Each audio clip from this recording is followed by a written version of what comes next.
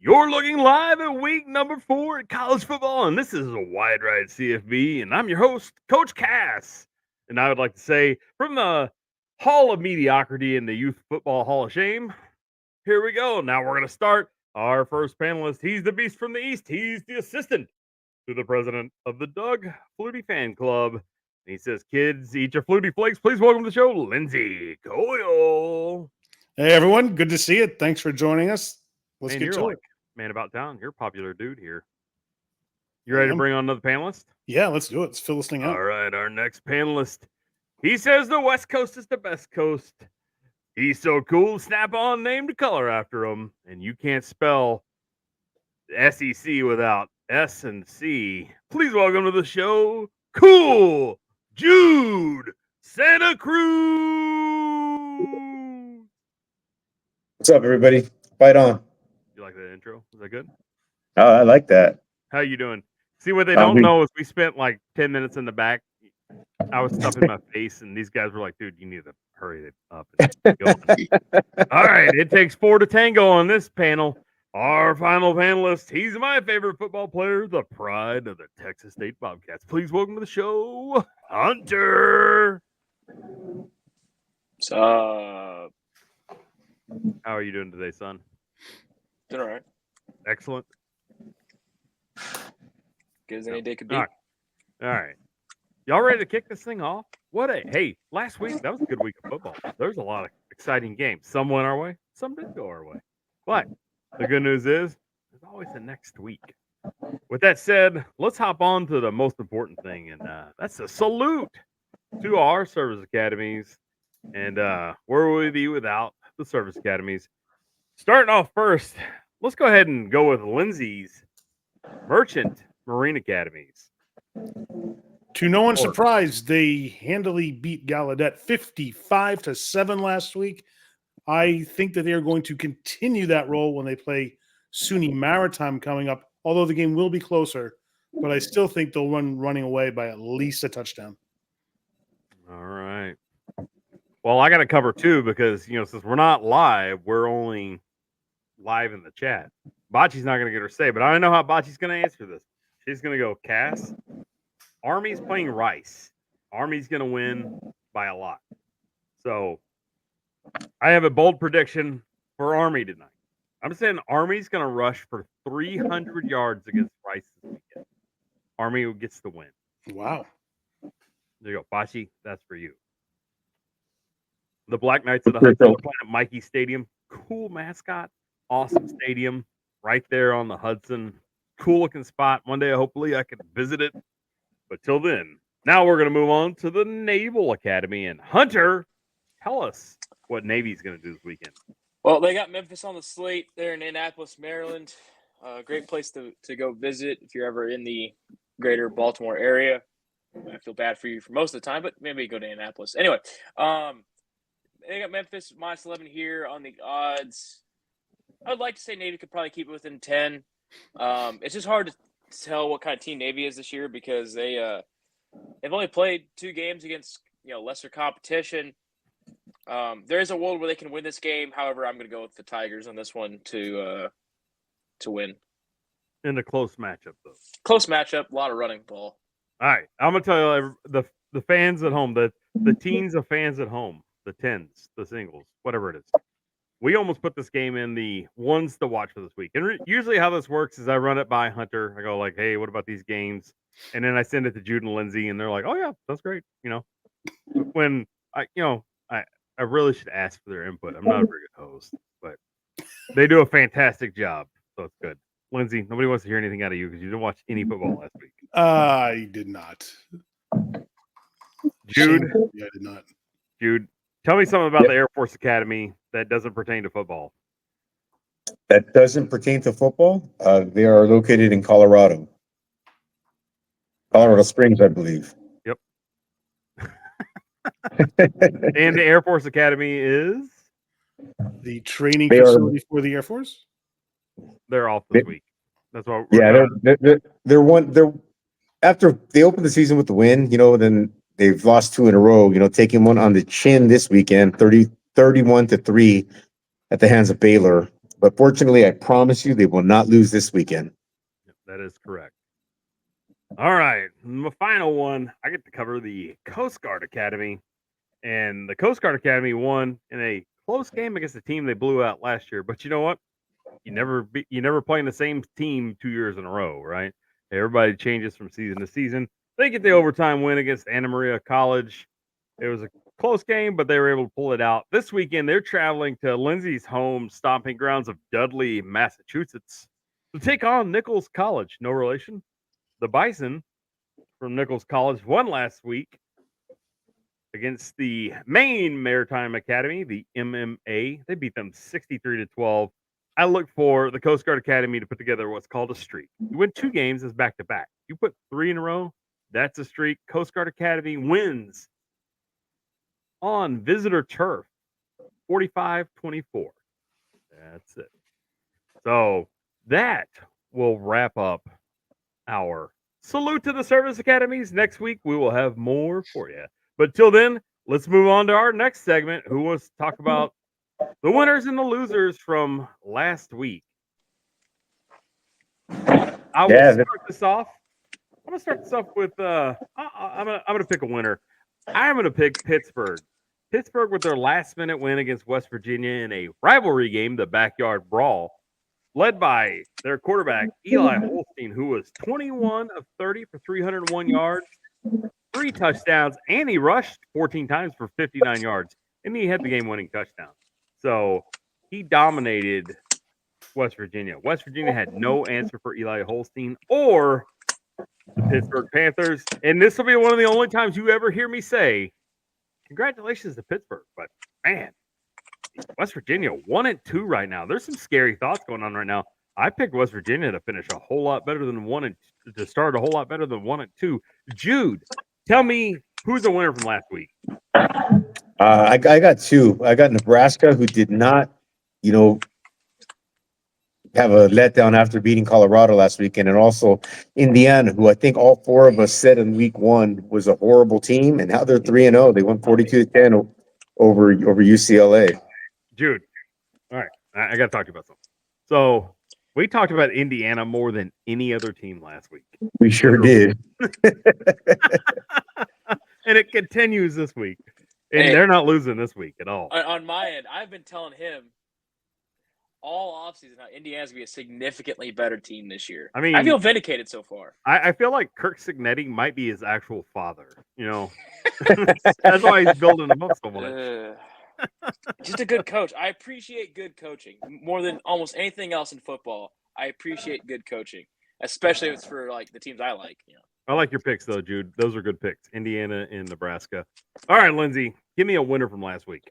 The Buffalo Bulls pulling out a big win over the UMass Minutemen.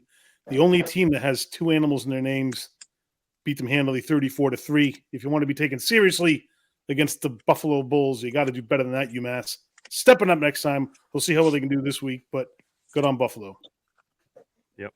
All right, Hunter. I know you got a winner from last week. Why don't you hit me with it? Big winner from last week. Rough because I just totally forgot the one I had planned. I'm gonna go with Texas Tech. They had a lot of question marks going into the game against North Texas. There's a lot of like, oh man, is this disaster mode there for Joe McGuire? And I thought they were going to lose to North Texas. They come out and beat them so badly that North Texas is going to be the mean green. Now they're like the timid black and blue. We're going to try a sound effect here. This, I think, was the sound of Texas Tech beating North Texas. Hold on a second. That was belt-to-ass beating that Texas Tech put on North Texas. Belt-to-ass beating is what it was. Absolutely. But yep, that was a pretty big one. All right, the losers from last week. I'm gonna stick in the Big 12. I'm gonna go with Kansas. Kansas got beat at home. They beat UNLV in every metric on the field except for points. Kansas loses late to UNLV, and the only thing that they did worse than UNLV is Jalen Daniels continues to turn the ball over. He had 2 picks. He was 12 of 24 passing. He was 50% passer.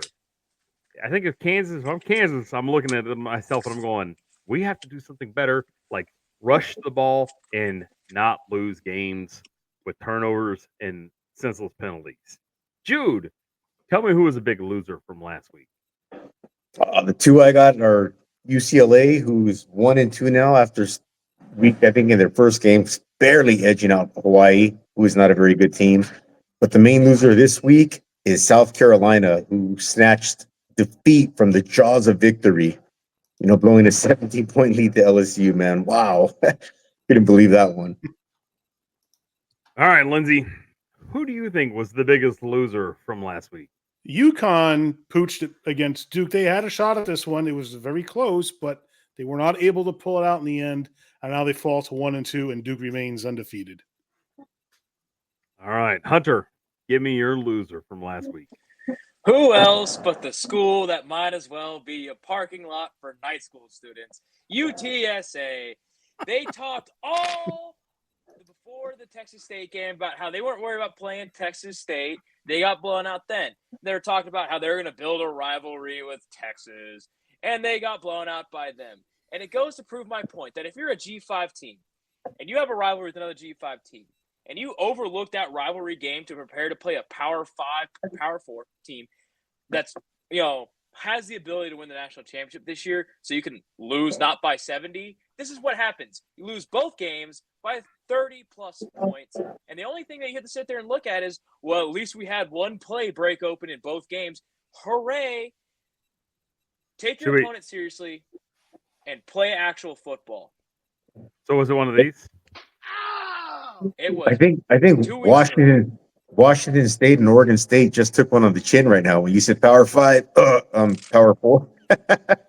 Look, I like that the Pac-6 is going to have some teams added to it, but there's no combination of G5 schools in the country that you can put into a conference, Oregon State and Washington State, that's going to make them a power conference. It's over, right? You're a glorified G5. Your best hope is an invite to the Big 12 or that's it. I mean, I don't think the Big Ten's coming calling unless the ACC implodes and you somehow secure Clemson, North Carolina, and Miami and Florida State, who, by the way, 3-2-1 is also just always the biggest loser until he does what he promised to do.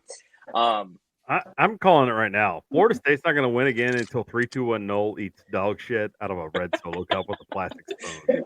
Hey, you threw it out there in the universe, and Florida State hasn't looked good since. So 3-2-1 Noel, you got to do your due. And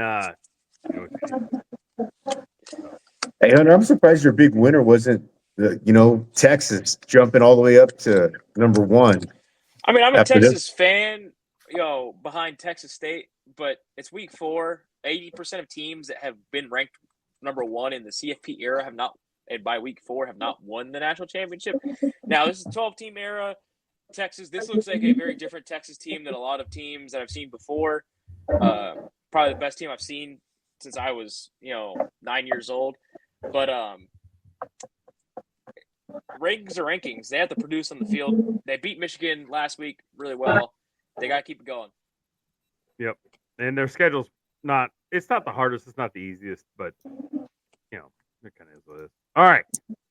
With that said, are y'all ready to move on? Yes, sir. All right. Who's ready for conference breakdown?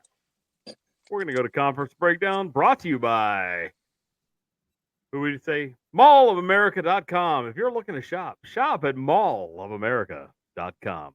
I'm kidding. We're just making that up. It was between this and Luby's, and I chose this. So, what about Rusty's? What is Rusty's? Rusty's, don't they sponsor a NASCAR team, Lightning McQueen or something like that? Yeah, I don't know. Are you talking about a movie I haven't seen, dude? Probably. We could be sponsored by S Smart. Shop smart. Shop S Smart. S Smart. Some Army of Darkness? Anyone? No. Oh, come on. I've never seen it. Greatest movie of all time. All I do is watch sports, Lindsay. Unlike somebody I know. All right, Jude. I have to feel like you were probably the big winner. And I saw your notes from earlier, and you are definitely the most prepared person on the panel Wait a minute now. That's not fair. I hastily scrawled 2 notes before we started.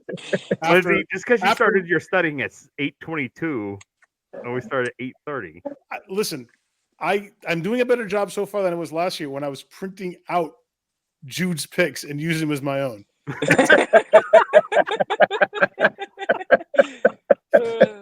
Oh. All right, Jude, I'm starting with you, man. You want to go?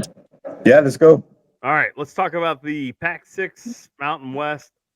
Actually, we get to talk about the 2-pack in the Mountain West this week because Yep. San Jose State is at Washington State, who all Washington State has done right now is just put belt of ass on the last 2 opponents. So, what do you think about Washington State this week at 9 p.m. on Friday night on the CW network at home? They're a 12-point favorite. What do you think, Jude? I think that's going to be a pretty fun game. They're both undefeated, if I'm correct, right? They're both 3-0. Yeah. But look to Washington State to cover the spread and take the over. I think it's going to be belt to ass again. All right. Our next game on Saturday, Utah State's got to travel to Temple. Now, Temple looked respectable last week against Coastal Carolina. We all thought that was going to be a belt to ass game, and that was pretty close. At 1 p.m. on ESPN from the Link in Philly, Utah State's a 6.5-point favorite. Who do you have on this one, dude? They're playing a tough schedule so far. Their 1-2 record isn't consistent with how well they're coached and how well they play. I'm going to take Utah State to cover that spread, but I'm going to take the under. All right, we have a non-televised game next. The team with the ugliest field in college football is traveling to the Wolfpack, take on Nevada, who didn't score any points, but they play a very tough brand of football at McKay Stadium in Reno, Nevada. There's no line on this game, but who do you have between Eastern Washington and Nevada? Yeah, no line, no over under, but I'm going to take Nevada to beat Eastern Washington, but I'm going to take Boise State over Eastern Washington on the worst field in college football. I like the red better than the blue.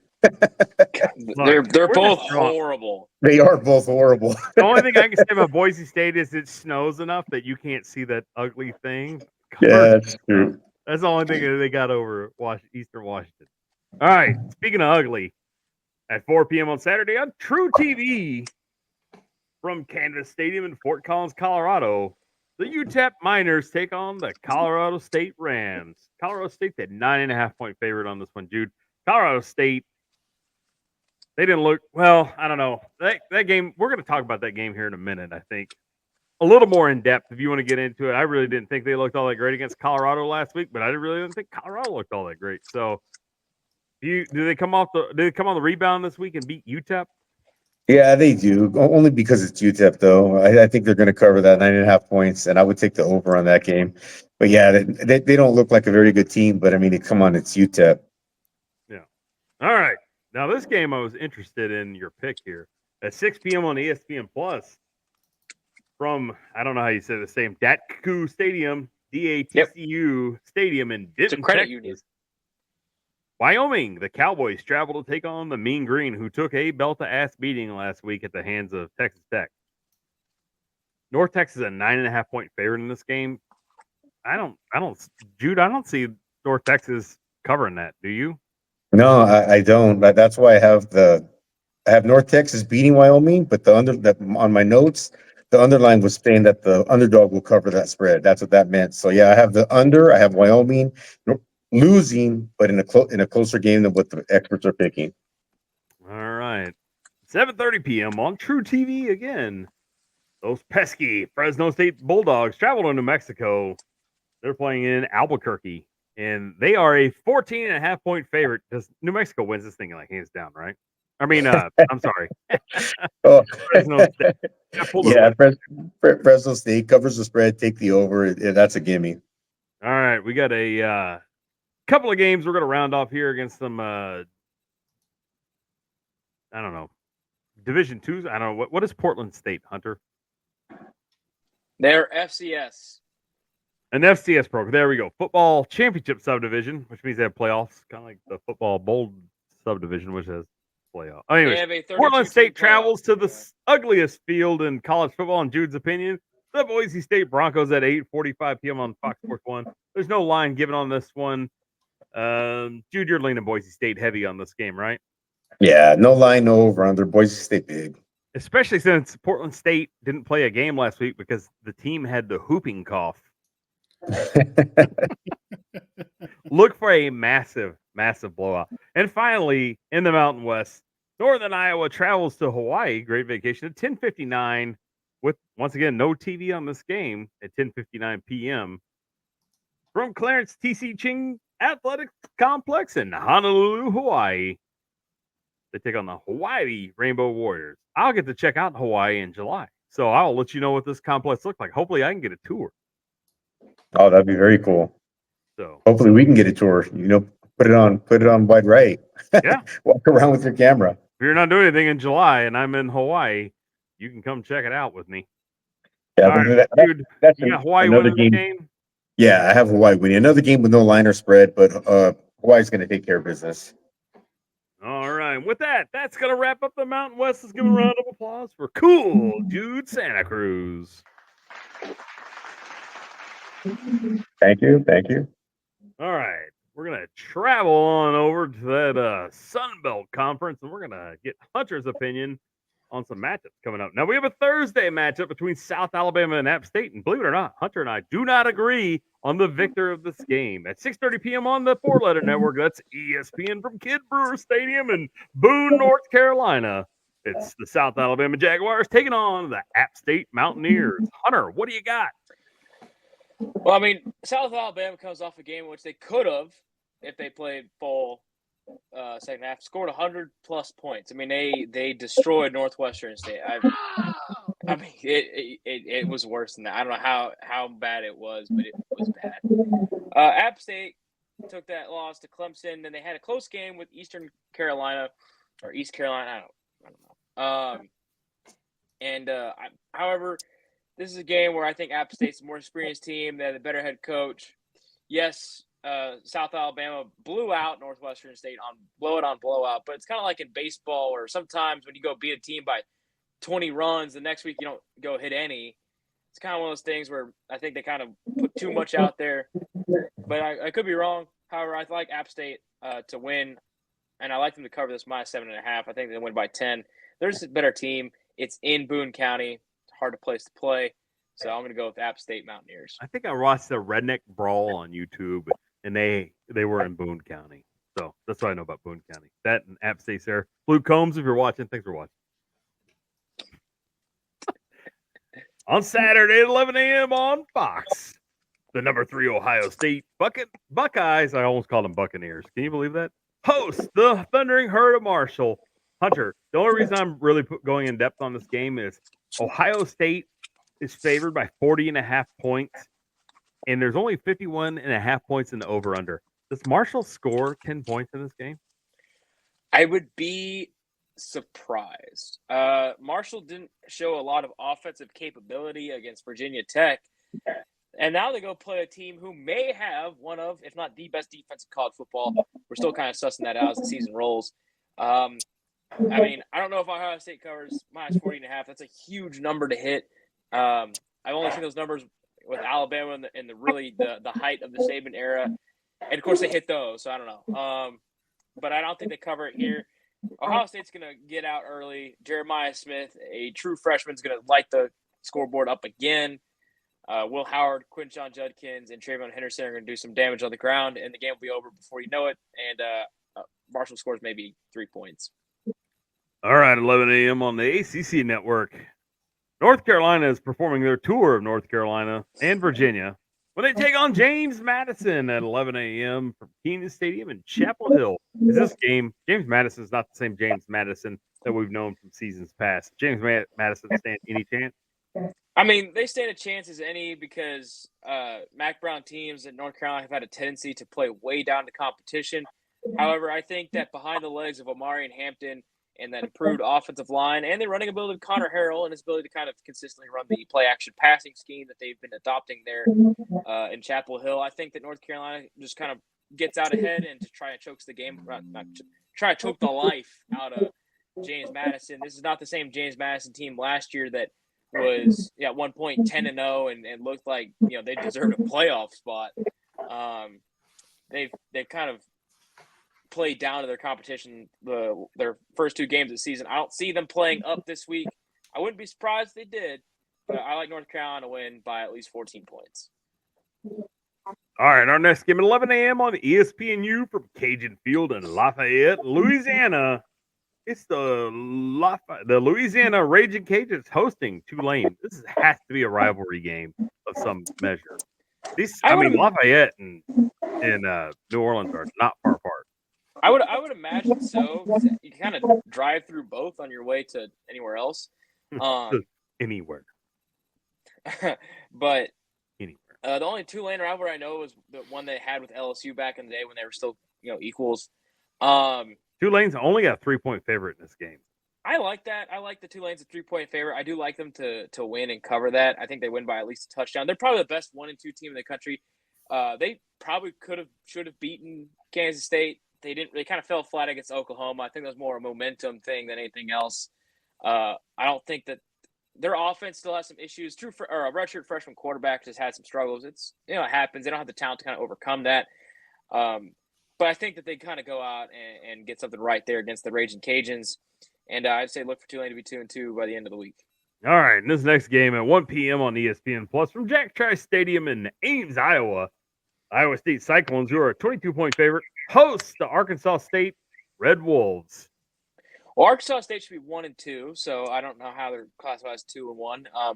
But Iowa State will make sure that at least 2 and 2 by the end of the game, because Iowa State will probably play down immensely and only win by 10. So I do actually like Arkansas State to cover, not because they're good, but because Iowa State loves to just play way down to lesser competition. But they're going to win this game. All right, from Brooks Stadium in Conway, South Carolina at 1 p.m., the Coastal Carolina Chanticleers host the Virginia Cavaliers, the surprise Virginia Cavaliers, who dropped a heartbreaker last week to Maryland. Yeah, they did kind of drop a heartbreaker. They got beat by more than 10, I believe. So it's kind of one of those things where how heartbreaking can it be when you lose by multiple scores? Of course, I know the feeling. It sucks. Coastal Carolina, I think, was overlooking Temple probably for this game. I like to at least think that. They've been really good so far this year, and I think that Coastal Carolina gets another G5 over P4 win this week, and they certainly are going to cover the spread, obviously, because UVA is minus 3.5. I like Coastal to win by at least a touchdown. All right, we're heading to Jacksonville, Alabama for our next game between the Southern Miss Golden Eagles and the Jacksonville State Gamecocks. Does Jayville State get off the schneid and get the win number 1 of the season? I think they have to. I mean, I'm tired of picking them and them losing. So, I mean, if you're a Jayville State fan and you see me pick your team, it's probably bad. But I'm going to do it again because the team I believe in less than them is Southern Miss at this point. All right. This next game, I know you're going to have a hard time picking this team to win, but you kind of got to. At 6 p.m. on ESPN Plus from Veterans Memorial Stadium in Troy, Alabama, the men of Troy host the Rattlers from Florida A&M. I know you're a big HBCU guy. You like your HBCU football, but do they stand a chance against Troy? Again, I've been saying it all year. This is not the same Florida A&M they've been for the last few years. Their coach went off to Duke to be the running backs coach. They're still a decent HBCU team. They'll have a lot of success in FCS play. However, I think that Troy just out-talents them and wins this game. However, Troy has played not great the first 3 games of the year, so we'll see if they get a rebound or if it's a disaster mode already there for the men of Troy. All right, at 6:45 on the SEC Network from Vaught Hemingway Stadium in Oxford, Mississippi, the number 5 Ole Miss Rebels host the Georgia Southern Screaming Eagles. Mm-hmm. There we go. Yep. This Georgia Southern, do they even sniff a close game in this one? As Jude likes to say, the game will be close at kickoff, but not after that. It's going to be a beatdown. Ole Miss is in. I've been talking about it. We've been talking about Ole Miss is in that national title contender tier. I don't see how Georgia Southern hanging with them at all. I don't think Ole Miss plays down. It's going to be a lot of points. It's going to be really fast. And the Jackson Dart Heisman campaign continues with at least hopefully another 3 touchdown, 200+ yard showing. There's no out for Georgia Southern here. I just don't see it. I think the big question in that game is, are they going to pull a Wake Forest and get scared and cancel their home and home if they had a home and home with Ole Miss. Yeah, that's just sorry stuff, right? This is a buy game for Georgia Southern. They're being paid here a couple million or $1 million, something like that, to come play this game. But yeah, shout out to Wake Forest. That should be like, I don't know what you want to put that category in, but that's a wuss move right there, to go pay out of a game just because you took a beating. We call that, back in my day, we call that straight pussy. Yep. Yep. Well, I just choose my words a little bit more carefully because my employer probably wouldn't be happy if I said that kind of stuff. Well, my opinions do not reflect the opinions of other panelists. There you go. There you go. Well, word choice, but All right. So do you want to cover this game now, or you want to cover it in SEC? I already said Ole Miss is going to win by about 1,000. No, the next one. The next one. Yep. Well, 7 p.m. on ESPN Plus from DKR Texas Memorial Stadium, the #1 team in the nation. I'm just razzing it up for Jude. That's all. The Texas Longhorns host the ULM Warhawks. Does Texas? Did they make it through this game without another quarterback getting hurt? What? What are we looking at here? They can make it through the game without another quarterback. they need to. I mean, look. I mean, I'm not the coach of Texas here. I see enough from Trey Owens that he can hand the ball off. Still, they should win this game. Do they cover the spread of 44.5 points? I don't see it. I mean, I'd love for them to do it. I just don't see it. That's a huge number. That's immense. ULM's a fairly okay team. I don't think that they'll upset Texas. I'm not gonna lie. In this Big game, knock I'm on looking for wood one thing here. and one thing only, and I just want to see how bad the Texas defense beats the booty, general booty, that is, and that's the Sun Belt Conference in Hunter. We can cover them in SEC too if you want to elaborate a little bit more. I mean, there's not really much to cover. Texas should win this game. I don't know about covering that 44.5, but they should win by multiple scores. You should represent being the #1 team in the country, but then again, who knows? Yep. All right, Lindsay, you ready? Did you get your studying done? Let's ramp this thing up. All right, we're gonna head to the American Football Conference. We like to call it the AAC, and Lindsay's gonna tell us about how Charlotte is going to get smashed by Indiana at 11 p.m. or 11 a.m. on Big Ten Network. Can you imagine an 11 p.m. game? Oh, we can't because we can't watch it because they don't show it on TV. Only Jude would be able to watch it. I'd be asleep. I'd have to catch it like in the morning. All right, Lindsay, 11 a.m. Big Ten Network, Memorial Stadium, Bloomington, Indiana. Indiana blows out Charlotte. Yes or no? Yeah, they do. This is going to be one of those games that isn't going to be close from the start. Indiana's going to walk away, look for it to happen early in the game. And I think it's going to be in contrast with a lot of the other games that are slated for this weekend in the AAC, because I think the competition this week is going to be pretty good in that we're going to see close, well-played games. But this one is going to be the exception to that, and it's going to be a blowout in favor of Indiana. They're favored by 28.5. I think that they're going to cover that easily, and I'll take the over at the over-under of 48.5. All right, Tulane in Louisiana at 11 a.m. on ESPNU. Hunter picked the Tulane Green Wave. I was thinking I almost Tulsa myself there. Tulsa Green Wave over the Louisiana Raging Cajuns. What do you got? I would go with them on that one. Tulane is favored. I think they do have a slightly better defense, which is going to be the difference in this game. The spread is only 3 points. I think Tulane can do it by a touchdown, though. And the over-under, I'd keep it right at 50. Yeah, I mean, it's at 54.5 now. I'd keep it right there. All right, at 11 a.m. on CBS Sports Network from Mikey Stadium in West Point, New York. Are you going to pick against Bocce on this one, or does Army win this one going away? I think I'm going to pick against Bocce, unfortunately. I like Rice in against this Army team the way they're currently constructed. It's a low spread of 5.5. I think Rice is going to pull it out, maybe win by a touchdown, not by much, but I do think they'll edge them out late in the game. All right, so our next game at 1 p.m. on ESPN Plus from the link in Philly, the Temple Owls host the Utah State Aggies. Does a team from Philly win in the link this week? They do. I don't think that Temple has what it takes to keep up. Look for it to be close to halftime, but once the second half starts, Utah's going to start to edge them out. They're going to keep that edge until the end. They're going to cover the spread of 6.5. The over-under is 53.5, though. I don't think they quite get that high, so I'm going to take the under. All right, you missed my joke there because the Atlanta Falcons beat the Philadelphia Eagles last night. I mean, I don't know how they did. The Atlanta Falcons won the last 90 seconds of the game. Well, if I had a way to watch the NFL, I would have done it, but I don't. Kirk Cousins, baby. Jude, would you agree with me that Atlanta won the last 90 seconds? Yeah, I would say that. I mean, they had a couple of moments here and there, but Philadelphia, it was their game to lose, and that's what they did. All right, well, that's pro football. This is college football, and we're only going to talk about the next game, and that's the Memphis Tigers and the Navy Midshipmen. This game happens at 2:30 p.m. on CBS Sports Network from Navy Marine Corps Stadium in Annapolis, Maryland. Memphis is a 9.5-point favorite. Lindsay, do you think the Midshipmen keep it close?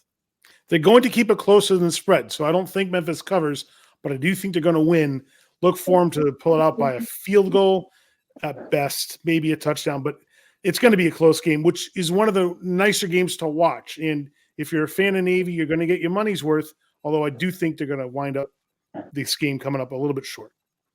From some parking lot in San Antonio at 2:30 p.m. at the Alamo Dome, the Houston Christian Huskies travel to take on the Roadrunners from UTSA. Lindsay, I know there's not a spread on this game. Does UTSA get back on the winning side of things? Well, this is going to be the rock'em sock'em back and forth Clash of the Titans game that we've been waiting for all season long.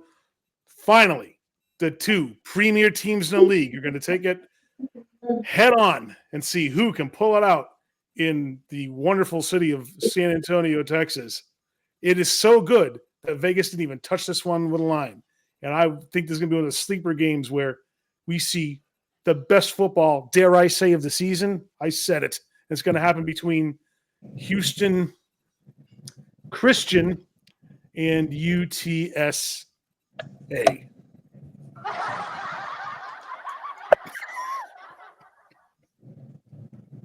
You heard it here, folks. Wide Right CFB. I didn't have a rim shot, otherwise I would have hit that one right there. All right. I don't even think I need to. We don't even go further on that one. At 5 p.m. on ESPN Plus. From Williams Stadium in Lynchburg, Virginia, the East Carolina Pirates take on the Liberty Flames. What you got? I got Liberty winning this one. They're going to cover that spread of 6.5. Look for them to take it by 10 points or even maybe 2 touchdowns. It's they're simply a better team than East Carolina, who really is not very potent at all on either side of the ball. They're a fairly weakly constructed team, so they're going to be falling behind early in this one, and they're never going to catch up. All right, Lindsay. I get my next one. I got a question for you. Do you like pirates? I actually do like pirates. The old-timey pirates, not like the modern-day Somalian pirates. I don't like those guys. All right, at 6 p.m. on ESPN, from the Ray J in Tampa, Florida, which has a pirate ship in the end zone, the South Florida Bulls host the number 8 Miami Hurricanes. Is there going to be a hurricane in Tampa this weekend? They're going to clean up pretty easily. Look for a Category 5 ass whooping on this one. It's going to be sad for South Florida to lose at home, but they're going to. And no, wait, they're in. Hold on, where are they playing? Miami, South Florida. Who's home? Tampa Bay. Tampa Bay. Of the USF Bulls, the Ray J, where the right. Buccaneers play. Yes. So I look for Miami to sweep this one up. All right, this is a Hunter question here. Hunter, do they get to shoot the cannon if they score a touchdown? No. Yeah. Total miss by USF here. All right, in our next game, a battle of some animals here. At 6 p.m. on CBS Sports Network from Pratt Whitney Stadium in Hartford, Connecticut, East. Lindsay's probably been to this town before. The Florida Atlantic Owls travel to take on the Huskies from UConn. Lindsay. I like UConn in this one. I think it'll be a nice close game. But UConn is a better constructed team than Florida Atlantic, and they have the edge on this one.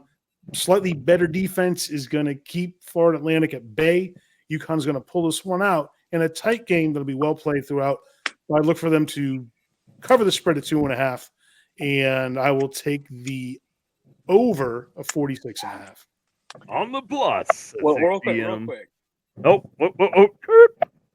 was hoping Lindsay was gonna pick FAU so I could drop some lead pipe knowledge here. Tom Herman, in his time as the coach of Houston, never beat UConn. And I agree with Lindsay. It's not going to change this week. There you go. Tom Herman and one of the 4 teams named after an owl in college football are going to lose to one of the plethora of teams named after a dog. That brings us to our next game at 6 p.m. on the Plus from Joe Allen Stadium in Ruston, Louisiana. The Tulsa Golden Hurricane travel to take on the Louisiana Tech Bulldogs. This one's going to be close going in, and the line favors Louisiana Tech. Although I will say that Tulsa might just come away with the upset on this one and edge it out late in the game. Maybe a last-second field goal will pull it out for them. This is going to be one of those fun games that's close. It'll be fun to watch. So if you got time at 6 o'clock to tune in to ESPN Plus, might be worth your time. This is one of those games that it's going to show who's really better coached and better executed in the end. This isn't going to be a walk for either team. It'll be struggle all the way through. All right, here you go. You get to go against another panelist here, Lindsay. At 6 p.m. on the Plus from Datku Stadium in Denton, Texas. The Wyoming Cowboys travel to take on the Mean Green from North Texas. Do you differ from Jude's opinion? Does the Mean Green get the blowout win? I'm not going to go with a blowout on this one. This game's going to be closer than what the line indicates. They're giving it to North Texas at 9.5 points. I'm going to go with the under on this one, but I still think North Texas is going to pull it out. And I'm going to go with the they're not going to cover the spread. I'll go with the under, which is at 55.5. I do like North Texas, but it's going to be closer than what anyone is indicating right now. All right, and that's Lindsay Coyle, and that's the American Athletic Conference. All right, we're going to hop over to the Conference of Champions. That's because they have to have a champion at the end of the season. Conference USA, and we're going to start with our first game at 2 p.m. on ESPN Plus from Man First Stadium in Jacksonville, Alabama. The Southern Miss Golden Eagles take on the Jayville State Gamecocks. I'm going to go with Jacksonville State on this one because I'm probably cursing them to lose another game. At 3 p.m. on ESPNU from Johnny Red Floyd Stadium in Murfreesboro, Tennessee. Middle Tennessee State will lose another game to the Duke Blue Devils. Duke will throw over 300 yards in this game. All right, at 4 p.m. on True TV from Canvas Stadium, Fort Collins, Colorado, the UTEP Miners. They're going to lose a close one to the Colorado State Rams, but not as close as what you think. And Colorado State, man, you'll really, really, really need to know when to talk, you know what, and not, because you didn't look good last week against a not-so-great team. So you're going to win, but not by the spread. All right, at 5 p.m. on ESPN Plus from Pit Bowl Stadium in Miami, Florida. The Florida International Panthers, or as I like to call them, the Pit Bulls, take on Monmouth. Florida International is going to get off the losing streak, and they're going to get back on a winning streak. I don't see Monmouth winning this game. At 5 p.m. on the ESPN Plus from Williams Stadium in Lynchburg, Virginia, I'm going to go with Liberty as well because I don't think East Carolina has a chance against Liberty. But at 6 p.m. from Joe Allen Stadium in Ruston, Louisiana, I'm going to disagree with Lindsay. I'm going to say La Tech not only beats Tulsa, but beats Tulsa Don. Beats them Don. All right, and at 6 p.m. also on the Plus from Elliott T. Bauer Stadium in Prison City, Texas. That'd be Huntsville. The Sam Houston State Bearcats, after giving Hawaii a beatdown, are going to give the New Mexico State Aggies a beatdown. Sam Houston State is going to win this game by 3 touchdowns, more than the 16.5 points. And in the nightcap, the Hilltoppers from Western Kentucky host the Toledo Upset Machine Rockets here. Toledo coming off their massive win.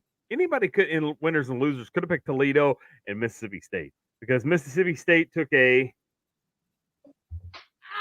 belt of ass whipping by Toledo last week. If nobody watched that game, you're a fan of the SEC, you might want to vote Mississippi State off the island. That's all I'm saying. Toledo makes it 2 in a row on the road, gets the win, but by more than 2.5. So take Toledo on the over, and that is the Conference of Champions, Conference USA. There we go. Everybody take a breath. Take a breath. All right. We're going to go with Lindsay again in that other conference. The Atlantic Coast Conference, or as Jude likes to call it, the All Coast Conference, because they cover all coasts. They cover the East Coast, they cover the West Coast, and they cover the Third Coast, the Redneck Riviera. There you go. All right, on Friday night, the smart kids from Stanford travel across the world to take on the Syracuse Orange at 6:30 p.m. on ESPN from the JMA Wireless Dome in Syracuse, New York. Lindsay, do you see Stanford staying within this 9 points, or do the smart kids go home with some lumps too? It's never good to be a smart kid in an athletic competition. You're always going to get beat. You can't think your way through a football game. You can't outsmart someone in the ring. This never works that way. Sometimes might is right, and such will be the case with Syracuse. They're going to cover that spread of 9 points. I think I'll go with the under, though. I think that the defense is going to be a little too good to keep the scoring high. So Syracuse to cover easily, and I'll take the under, which the over-under is right now at 57.5.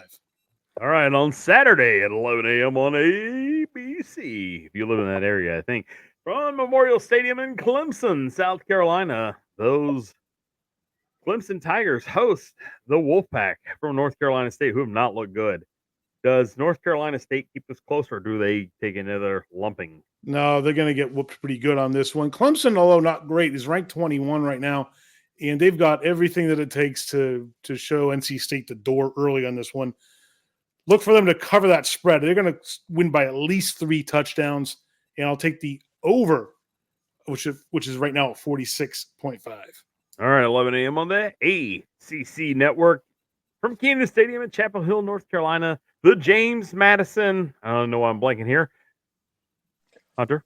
Bulldogs. Travel to the North Carolina Tar Heels. And Hunter's already picked the Tar Heels to win this game. Lindsay, do you differ from Hunter's pick? No. All right, that's all we need to know. We got another head-to-head matchup here at 1 p.m. on ESPN Plus from Brooks Stadium in Conway, South Carolina. The Virginia Cavaliers travel to the Coastal Carolina Chanticleers. What do you think in this game, Lindsay? I like Coastal Carolina. It's going to be close all game long.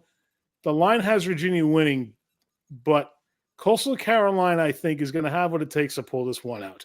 So I have them winning by about a touchdown. I'll take the under, though, on the over-under, which is at 55.5. All right. If you're looking for Georgia Tech at Louisville or Rutgers at Virginia Tech, you got to wait till the ones to watch, because we pick those games to be the best games of the week, or the ones to watch. And we also included the Iron Skillet, because it's a rivalry game, right? When you get a good old-fashioned rivalry game, it's got to be in the ones to watch, even if one of the teams sucks. So we're going to go with our game at 2:30 p.m. on ACC Extra or ESPN Plus, however you watch your ACC football, from Accushire Stadium in Pittsburgh, Pennsylvania. Pittsburgh Panthers host the Youngstown State. I don't know what they are, but I know that Jim Tressel used to coach there, be the athletic director there. Are they the Jim Tressels? They're the Penguins. Penguins. All right. Lindsay, Pittsburgh by a lot? I don't know about by a lot. I'd flip a coin on this one, though. Really? Yeah, I have a hard time really falling in love with Pittsburgh on this one, although I do think they'll win. I think it'll be a lackluster performance all around. I don't think this is one that people are really getting up for. So I'll give the win at Pittsburgh, but it'll be a yawner of a game. All right. I picked this game earlier. I said at 3 p.m. Eastern or Central or whatever it is. I meant to say ESPNU. I got Eastern and ESPNU. You can see the mix up here. From Johnny Red Floyd Stadium in Murfreesboro, Tennessee, the Duke Blue Devils travel to take on Middle Tennessee. Does Middle Tennessee, do they get shellacked in this game? Only toward the end. They're going to give them a run for the money in the first half, but Duke is too good a team to lie down and take it. They're going to continue their winning ways, so will remain undefeated after the finish of this game. And I do think that they're going to pull it out probably in the third or fourth quarter, scrap pulling away, and they'll win by a couple of touchdowns. I'll take the over at 52.5. All right, we got the Category 5 ass whooping happening in South Florida, or at the Ray J with the USF Bulls. Lindsay's already picked this game in his last segment. So, with that said, We're going to move on to a game that 3-2-1 Noel. He wants to see his Florida State Seminoles win. He needs to, do what we Get talked that about. solo cup. I know what Jude's picking on this one. I know what Hunter's picking on this one. We could have made this a 1 to watch, but you can't have an 0-3 team and 1 to watch unless you really want to watch something not good. At 6 p.m. on ESPN 2, that'd be the Deuce. From Doak Campbell Stadium in Tallahassee, Florida, the surprise Cal Golden Bears travel to take on the surprise Florida State Seminoles. Lindsay, does Florida State win? Does 3-2-1 Noel eat dog shit out of a cup? Or does Cal travel back across America with another W? Remember, Lindsay, West Coast and Best Coast. That is true, unless you're from the Gulf Coast. And then I would look at Florida State to get the first win on this one. They're going to start playing better. They have potential. They haven't lived up to it yet, but this is where they start to do that. It will not be a walk by any stretch of the imagination. They're going to hang in there late in the game. Both teams are going to continue to fight toward the end. When it's all over, though, FSU is going to win. Look for it to be close by maybe a field goal. All right. That ugly gang sign I was throwing was a 0-4. Lindsay, I'm going to ask you this question. If Florida State loses this game, is the curse of 3-2-1 Noel real?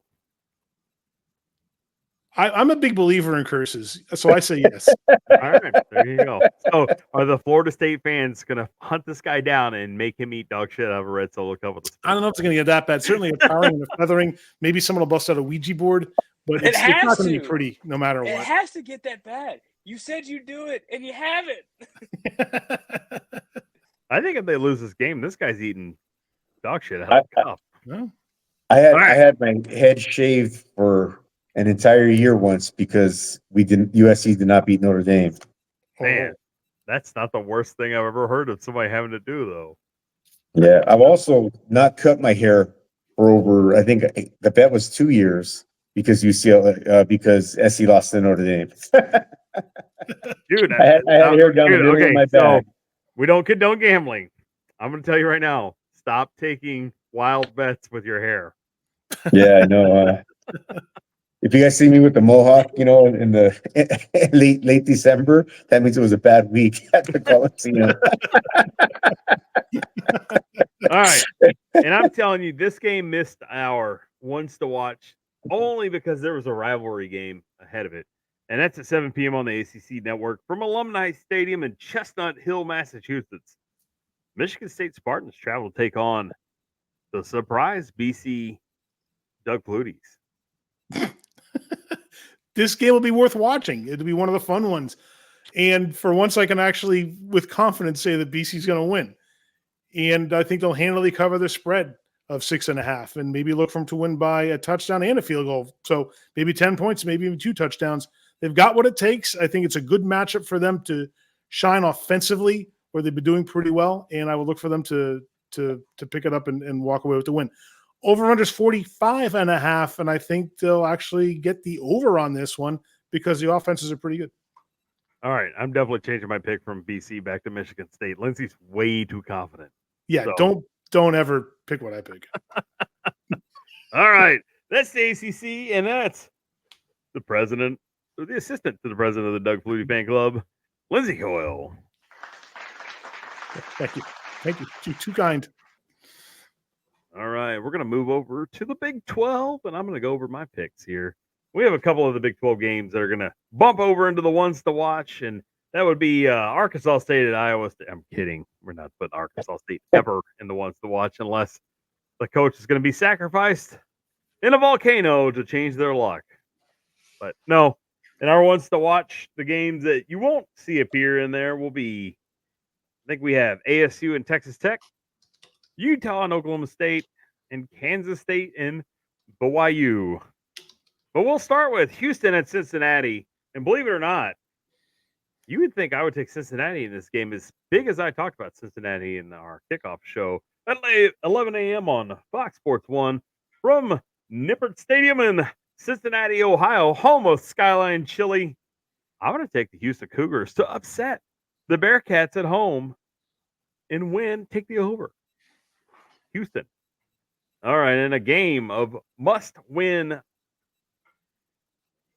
game here for either team. Kansas travels to West Virginia at 11 a.m. on ESPN2 from the Pill Stadium and Milan Pushkar Stadium in Morgantown, West Virginia. This is at 11 a.m. If I were West Virginia, I'd be fighting for a night game. So the fans will be as tuned up as they could possibly be for the game. I'm picking the Jayhawks in this one. Somehow. I'm taking the Jayhawks. If you'd asked me 2 weeks ago, I would have almost guaranteed that would have been a game to watch this week. But you would have said it would have been a ranked matchup. Yeah, exactly. I mean, top 25 at least, right? But no, it's 2 1-2 teams. The loser of this game is going to be 1-3. Yeah. And to be honest with you, if it's West Virginia's 1-3, ooh man, that seat's going to be way, way hot. We might have to bring back the hot seat segment because his seat, he might be the first guy gone. All right. At 1 p.m. on the Plus from Jack Trice Stadium, I'm not picking against our Iowa State. I'm never going to pick Arkansas State. Everybody knows how I feel about Butch Jones. I'm never going to pick Arkansas State. Iowa State by 100. I don't know. Not by 100, but by 20. All right. And we're going to go down here. We got too many rivalry games. TCU and SMU's in there too. Forgot. All right. At 7 p.m. on Fox from Folsom Field in Boulder, Colorado. The Buffaloes host the Baylor Bears. Buffaloes are a 1.5 favorite, 1.5 favorite. I think the Bears beat Colorado at home. Now, I wasn't impressed with Colorado last week. I watched enough of the game so I could speak intelligently or unintelligently about this one. It took Colorado 4 quarters to score 28 points. They basically just had to weather the storm against Colorado State, and then they threw the ball to Travis Hunter and I'm going to butcher his name. LaJonte Wester. LaJonte Wester. Now, we're talking about offensive talent. I think Colorado's got 2 great offensive players, and neither one of them are named Shedeur Sanders. I think LaJonte Wester and Travis Hunter are both going to be next level offensive players. Travis Hunter's not going to play defense. He is way too small. You're going to see that this weekend. He's going to get beat up by Baylor quite a bit. His size is going to matter. Baylor plays a physical brand of football. This is not going to be a high-scoring game. They don't make the over-under here, and I think Baylor wins it by 3. So that's my pick. And that's the Big 12 because all our other games are in the ones to watch, and I'm the coach. I got to pick like 4 games. That was kind of awesome, to be honest with you. All right. Jude, you ready to talk about the Conference of Champions because they have to have one? The Big 10, but unfortunately, the Big 10, we got a bunch of their games that aren't on it. Illinois, Nebraska, in the ones to watch. Marshall and Ohio State. Jude, does Ohio State have anything for Marshall? Oh man, I think they have a little bit for them. I took Ohio State and the over, and Ohio State's going to cover that 41-point spread. I think that's going to be handled. I know Hunter said that those are tough games to handle, to tough scores to cover. Teams like Alabama and their prime used to do that. But Ohio State is another one of those teams that can drop a 77-3 game. And I can see them taking the over and covering the spread. All right. At 11 a.m. on the Big Ten Network from Memorial Stadium in Bloomington, Indiana. The Charlotte 49ers travel to probably take a monumental beating by the Indiana Hoosiers. A monumental beating by the soon-to-be ranked Indiana Hoosiers. All right. We got Jude believing here. Jude's a true believer in the Indiana Hoosiers. All right, Jude, at 11 a.m. on the Big Ten Network. Villanova travels to take on Maryland at College Park, Maryland, at SECU Stadium. Does Maryland win this game by Yeah. I think this is another no spread game, no over under, and Maryland's going to hammer them by a country mile garage. There you go, country mile garage. All right, at 2:30 p.m. on the Big Ten Network from Beaver Stadium in University Park, Pennsylvania, the number 10 Penn State Nittany Lions host Kent State, who took a belt-to-ass whipping by Tennessee last week. Does this continue? Do they give up the other half the 150 points this week? or do they keep it within half 100? Penn State wins, take the over, but Kent will definitely, I believe, cover that spread. Penn State's going to keep on winning right up until they, play SoCal.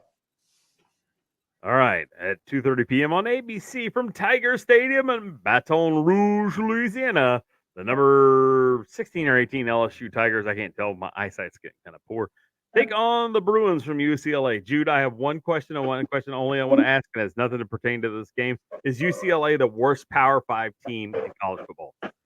Yes. All right. So that means LSU wins by at least the spread, if not more. Easy. All right. See how good that was? I asked you just. Did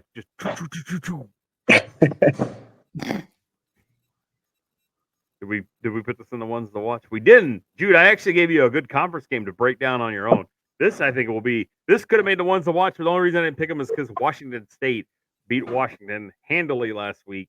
This week, Washington hosts Northwestern Wildcats at a Husky Stadium in Seattle. Washington is favored in this game, but I wouldn't sleep on Northwestern. Jude, what do you think? Yeah, I wouldn't sleep on Northwestern either. I have them winning outright, so obviously I think they're going to cover that spread. Take the under though. Washington has been sleepwalking through this season and got punched in the mouth last weekend by a rival, and they're going to get punched in the mouth this weekend by some smart kids.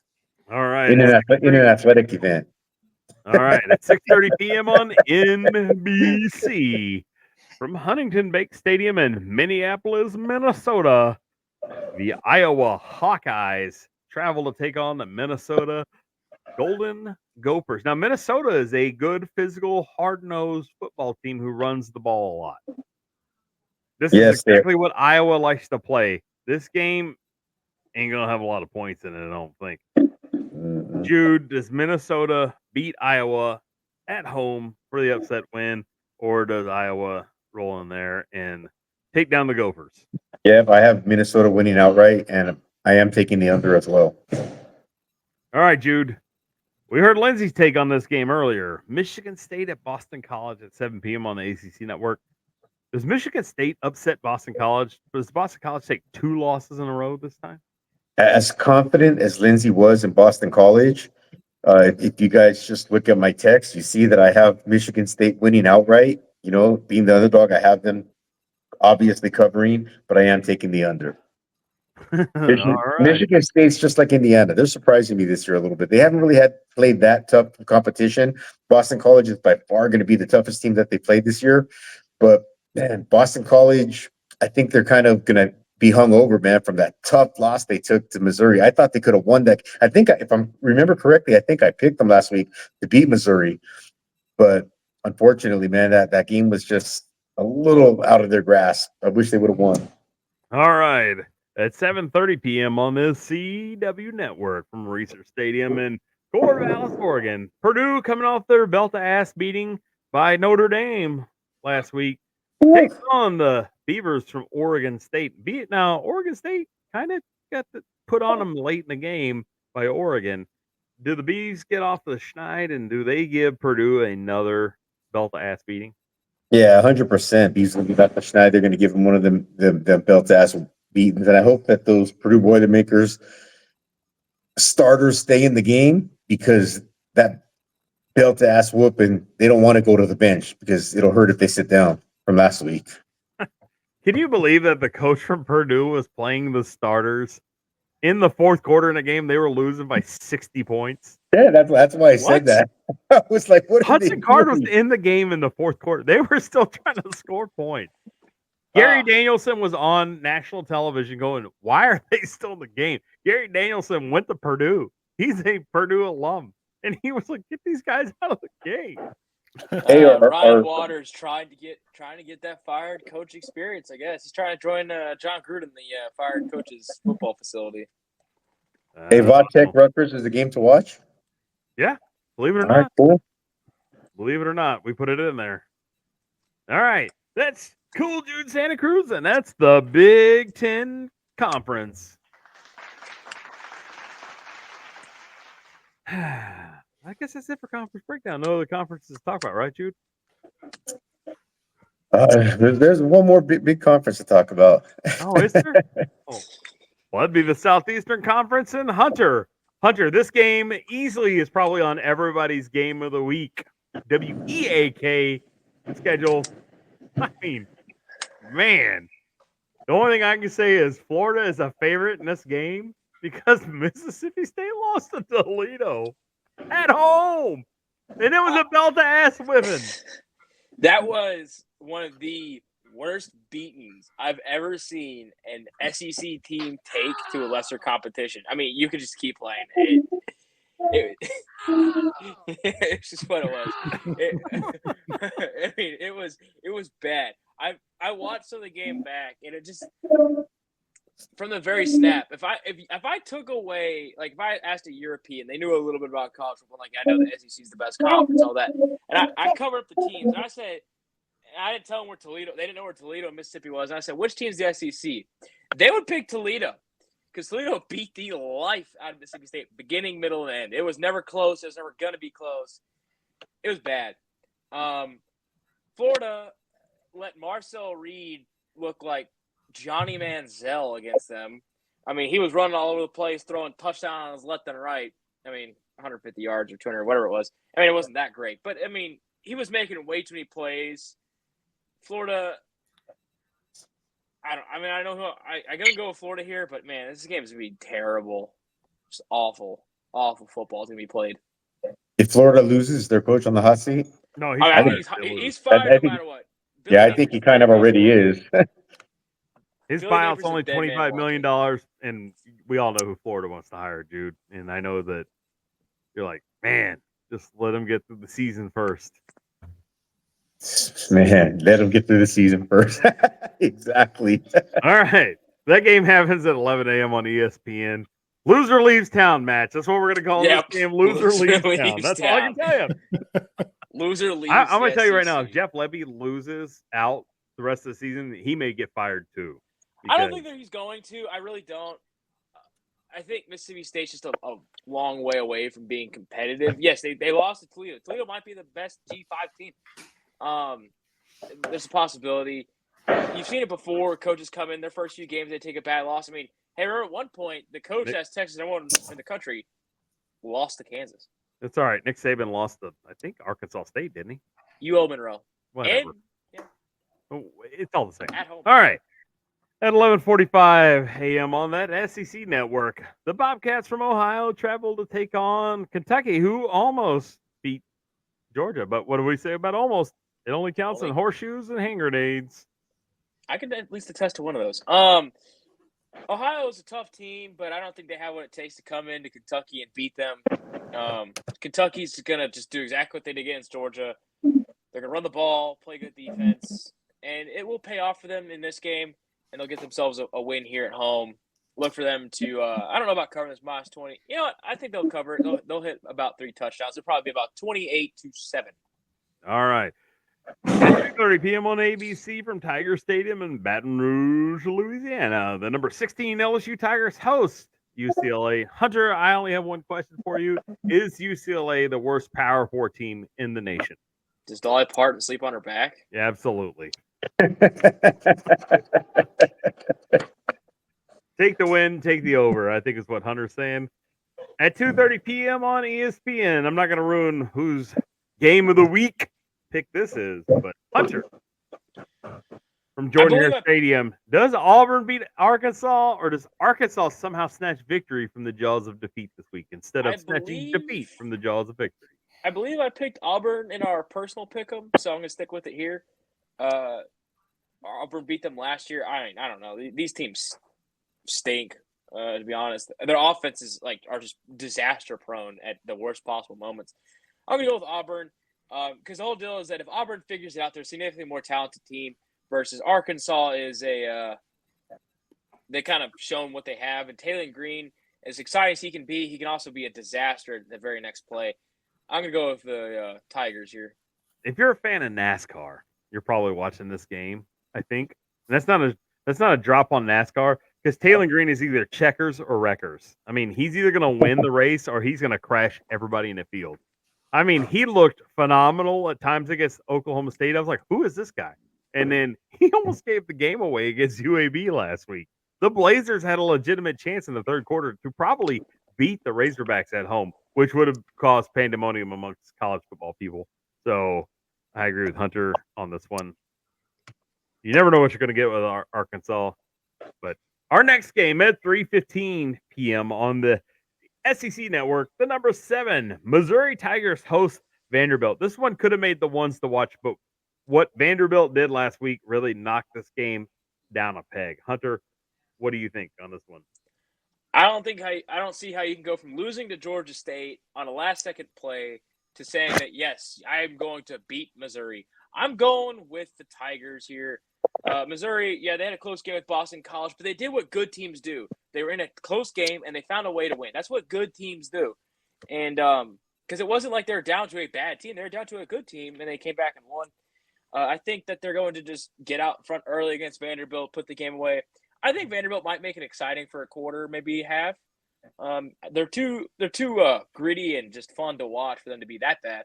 But that loss to Georgia State really sours me on Vanderbilt's potential to be exciting. All right, my next game at 6:30 p.m. on the SEC Network, ESPN Plus, from Kyle Field in College Station, Texas. The Texas A&M Aggies host the Bowling Green, whatever they are.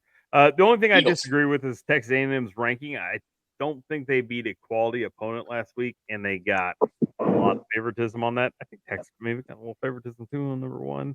But I think there's other teams in the nation that should be ranked above Texas A&M right now in the number 25 spot. You could make Texas A&M 25. I think there's other deserving teams to be in. But I don't see Bowling Green having anything for Texas A&M tonight or this weekend. I think Bowling Green will keep it close to the first half. Texas A&M has yet to show me that they can stop the run at all. So I think Bowling Green's going to stick to that formula. However, they just don't have the Jimmies and Joes to keep up long term. Texas A&M is still an extremely talented team. They will eventually just accumulate points, matriculate a probably 14-point, maybe even cover this 23-point spread. And it depends on who the quarterback will be, but I'm assuming it's going to be Marcel Reed. I think he earned the starting job at least for another week. So I expect A&M to cover this minus 23. However, I think Bowling Green keeps it close for a good chunk of the game. All right, at 6:30 p.m. on the U, that's ESPN U, from Williams-Brice Stadium in Columbia, South Carolina. The Zips from Akron take on South Carolina. Does Rocket Sanders run for 200 yards this game? I could easily see it. I think if South Carolina is smart, that he does. Rocket Sanders is an exciting football player, and there's a lot of – I feel bad for South Carolina because I'm not usually one to say, hey, refs lost you a game, but, man, it feels like refs lost South Carolina that game. Well, not having Lenore – I think with Lenore Sellers being out the game, I really think that kind of hurt their ability to control the clock. There was a pass interference penalty that I mean, I'm not an expert on rules at all, but it didn't look like pass interference to me. And because he wasn't even close to the guy he was called for committing pass interference against. And then there was a crackback block that's called targeting. And he hit him square in the chest with his shoulders. I don't know how that's targeting. And also the quarterback's not defenseless when he throws an interception. He's now a potential tackler. So unless we want to make quarterbacks wear a big "don't hit me" jersey and just not play football, I don't know. I don't like it. I don't like football. Anyway, South Carolina. My boy Rodney Peete took the worst quarterback hit ever off of an interception when Warren Sapp just laid him out. If you looked at it, Warren Sapp. Hey, Warren Sapp did that. I think it was David Bakhtiari, also of the Green Bay Packers. I think he knocked his hip out of place. Yeah, he laid Rodney Peete out pretty bad. Rodney Peete should have known to get out of the way. No, but that's all good. I mean, he popped up. He was a tough dude, but. I mean, he's a good player, so he probably just shook it off. Honestly, I mean, Rodney Peete would say that was a bad call. I bet. Rodney Peete is definitely one in the wife department. I will tell you that. Successful, good looking. Down, he hasn't lost not a single bit. All right, and then Hunter's already covered Georgia Southern and Ole Miss and ULM and Texas, and that will wrap up Hunter and the Southeastern Conference. Congratulations, Hunter. That's easy. I'm going to go wash my mouth with soap now. Yeah, I would imagine. All right. That's going to break down conference breakdown. Yeah. We're on to the most important part of this. The most important part is the game of the WEAK. I saw Jude writing some stuff down on, his paper. I think he may have been changing a pick. No, he was adding one. I know he was. On our ones to watch, I'm going to call out the game. These guys, including myself, are going to talk about it in order, and then we're just going to go through it. I'm going to start with number 10, Kansas State at BYU. We picked this game because you can never bet against BYU at night. This game's happening like at 9 o'clock at night in Provo, which is a dangerous place. Kalani Sitake owns the night. He's like a vampire. You know, he owns the night. I'm taking Kansas State and Avery Johnson's ability to cover ground. He may be one of the fastest running quarterbacks in college football. I take Kansas State to cover this one. Take the under, but Kansas State covers. Jude, we're going to start with you. What do you think? I like Kansas State. I mean, they're a tough team. They're a tough squad. That's one of the teams that I've been looking at from the beginning of the year. I think we all kind of talked about them in our preview or week 0. It is tough to win in Provo at night, but Kansas State's just going to be a little too much. I would take Kansas State to cover the spread. All right. Lindsay, what do you think on this game? Kansas State will more than cover the spread, I think, because they're simply a superior team to BYU, and it's not going to be nearly as close as the line indicates. So look for them to cover the spread at 6.5, and I'll take the over. All right. Hunter. Yeah, I'll take the over too. I'm gonna keep it short and simple. K-State wins by a good margin. I mean, BYU is cool, but K-State's just too good. All right. Our next one, the Iron Skillet. And then we're talking about rival showdowns here. When we talk about the Iron Skillet, we're talking about rival showdowns. I got to put the rival showdown icon up there so you know what we're talking about. Hunter, we saw TCU lose a really tough game last week against maybe one of the better teams in the Big 12 in UCF. I know they give up a bunch of points in the fourth quarter, but does SMU stand a chance against them? I get why SMU made the Kevin Jennings or not Kevin quarterback, the Jennings quarterback, the starting quarterback. However, I just have yet to see from him what I would say is Preston Stone level ability. Preston Stone has shown you that he can play football. The last 2 weeks, I saw Preston Stone calling design runs for your best passer. I mean, come on, Tom. I mean, that's all I think is just watching Sam Ehlinger play at Texas. You're just like, what are you doing? So I think that SMU made the wrong call. They're going to feel it.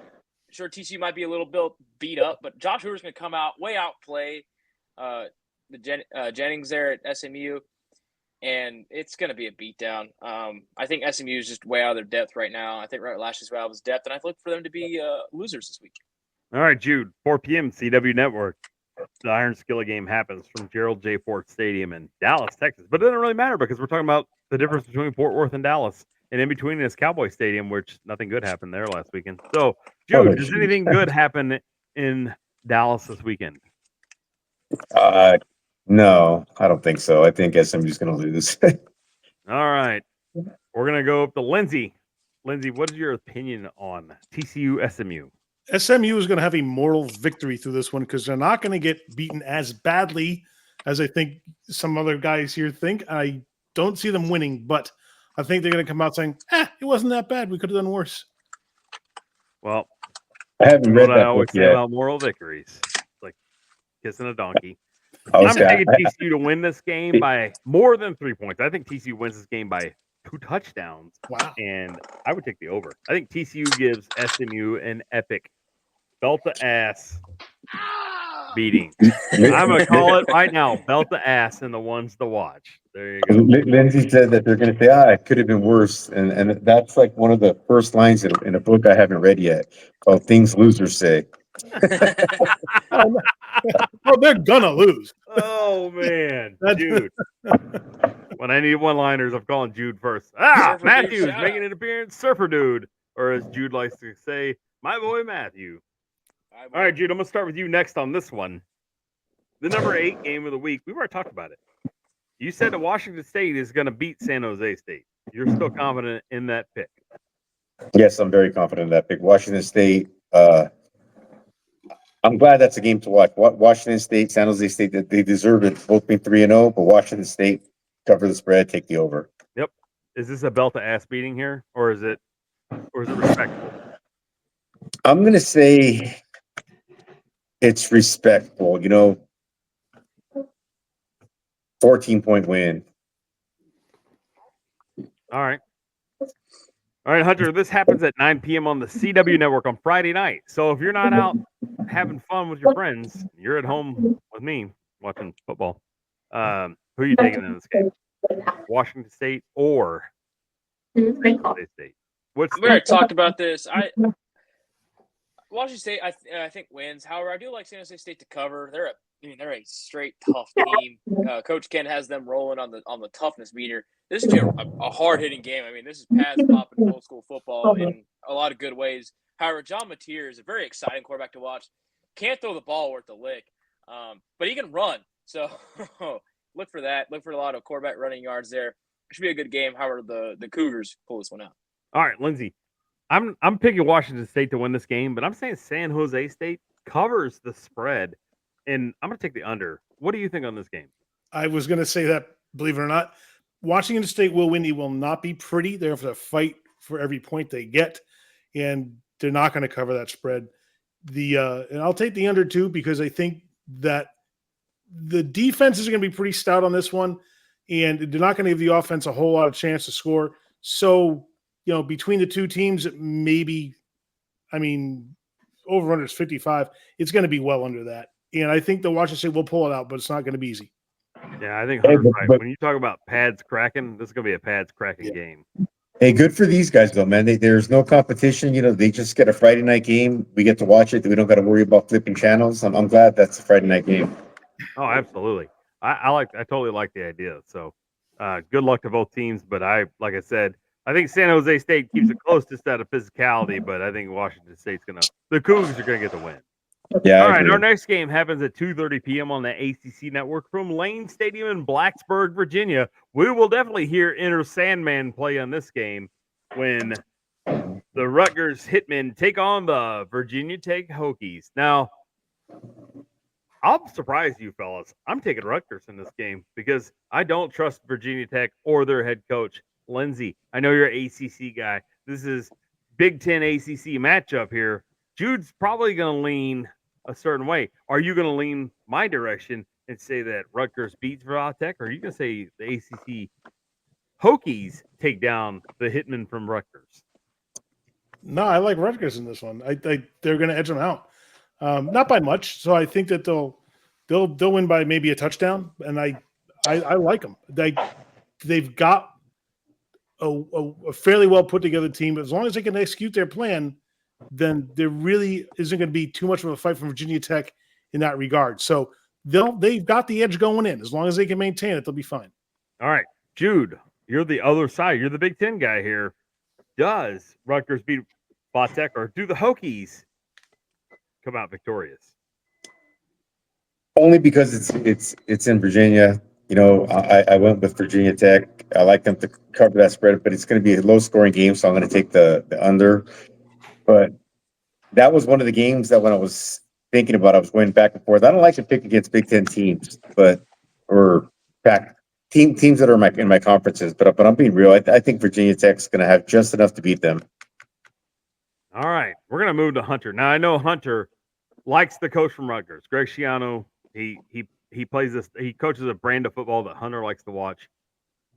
Do the Scarlet Knights take down the Hokies? Do we get to hear the theme song from The Sopranos, or is Inner Sandman going to rule the day? Veal parm sandwiches for everybody. I think Rutgers comes out and runs a tough physical style football. You look at what beat Virginia Tech how Vanderbilt beat Virginia Tech. They ran the football right at Virginia Tech, and Virginia Tech had no answer for it. It's going to be the same thing again. Kyle Monungai is one of the best running backs in the country. He's physical. He's tough. He runs like Isaiah Pacheco, who unfortunately is injured. But it just looks like he's just out there to hurt other people. And that's how Kyle Monungai runs. And I think that they're going to go out there and they're going to punch Virginia Tech in the mouth. And I think we're just going to see that Virginia Tech's not this tough team that they purported to be. Kyron Drones needs to figure it out. I don't see him getting it done. Rutgers plays a tough brand of defense that he's not going to be able to read really well. And they're going to get the ball run right out. They're not going to get the ball a lot. It's going to be a quick game. It's going to be really fast, a lot of running. I like their hitmen a lot. All right. Now, Hunter, at 2:30 p.m. on Fox Sports 1 from Jones AT&T Stadium in Lubbock, Texas. We have the Arizona State Sun Devils taking on the Texas Tech Red Raiders for who's the second best party school in America behind the Texas State Bobcats, who got jobbed by Big 12 referees last week. Let's be 100% honest. But I hate to blame refs. So I won't talk about that game too much. It just hurt my soul a little bit. Anyway, Arizona State comes in a big win against Texas State. However, it's in Lubbock. 2 trips to Texas in 2 weeks. I can't believe I'm doing this, but I'm going to pick the Red Raiders here. I know I'm supposed to cheer for Arizona State to win this game, so it makes the loss look better. But screw that. I'm not one of those people. I'm a certified hater. So I'm going to go with Texas Tech to win this game. This -3. I think they win by 7. They're more talented than Arizona State, and they're certainly if they play like they did against North Texas, they should win this game by a comfortable 7-point margin. all right. Now, I don't like picking teams after a big win because usually they're a little flat the next week when the offenses click as well as they do. I think Texas Tech goes in there and gives belt the ass to Arizona State. I look for Texas Tech to win by more than 2 touchdowns. So take the Red Raiders, take the over, take the everything. I think Texas Tech beats Arizona State. I think it's more momentum over momentum. Big win by the Red Raiders last week. I think it carries over this week. Jude, your former Pac-12 team, do they do anything against Texas Tech? Quick and easy. Joey Preciado will be happy 2 weeks in a row. All right. He's taking the Sun Devils. Lindsay, you gonna break the tie, or are you gonna pile on Jude here? What are we doing here?